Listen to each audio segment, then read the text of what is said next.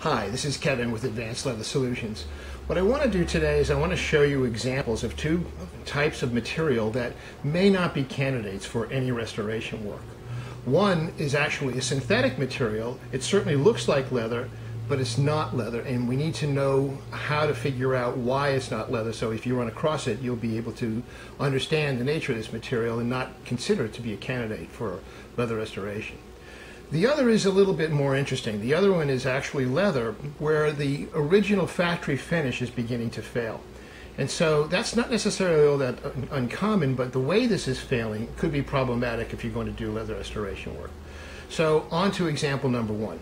So before me here is a cushion that is, well, for all intents and purposes, giving you a sense that it may be leather, but it's really not. So my first clue that it wasn't leather is when I pick it up and actually hold it in my hand. This is very, very light. Leather, of course, has some mass to it and therefore has some weight. In this particular case, this is much lighter than I would have anticipated it to be, so that would be clue number one, that this is not the real deal or leather. The second clue, which is the actual proof, is how this is actually made. And so I'm going to turn on this spotlight so we can have a better look. Now, if we look at this material, we see that we have a fabric backing. Well, if we peel this back, now we can see that the actual coating that's sitting on this material is a paint that is on a woven material.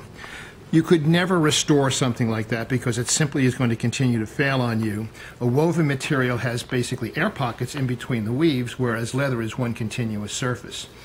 And so this clearly is not a candidate for restoration, and the most obvious reason for that is because it's actually not leather. Now on to case number two. In case number two, I have a cushion casing actually sent to me from the same client, that when you look at this cushion casing, we see the reason why the client is interested in doing restoration work. We see finish failure throughout. And so the issue that I have with this, however, is the way this is failing is an indication that the factory finish itself has a problem with it. And if we are to put our color over the top of this, that problem will continue to exist because it's the adhesion of this particular color to the actual base leather itself that's problematic. How do we confirm that? Well, we confirm that with a tape test. So I'm taking a piece of masking tape, standard grade masking tape, and I'm going to, with my finger, scrub it over the affected area. I'm going to turn the spotlight on to give us a little bit more clarity.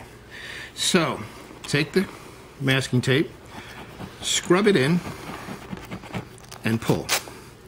Now, you can clearly see that on the underside of the tape, the color has come up.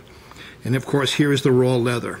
Now, if we were to actually do a leather restoration process to this piece and color over this leather, well, because the base leather itself is failing, then it will continue to fail. Pardon me, the base color is failing on this leather. It'll continue to fail.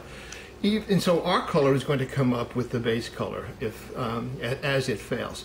So if you wanted to actually proceed with a restoration project when you have leather that's in this condition, you would have to strip everything back to the raw leather itself so that you could be sure that the adhesion of the new color coat would be satisfactory. That's a burdensome exercise. It may not be worth doing because of all the effort associated with it.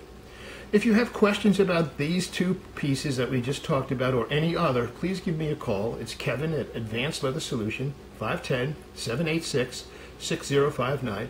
Of course, you can also go to our website and learn a lot about leather, which is www.advleather.com.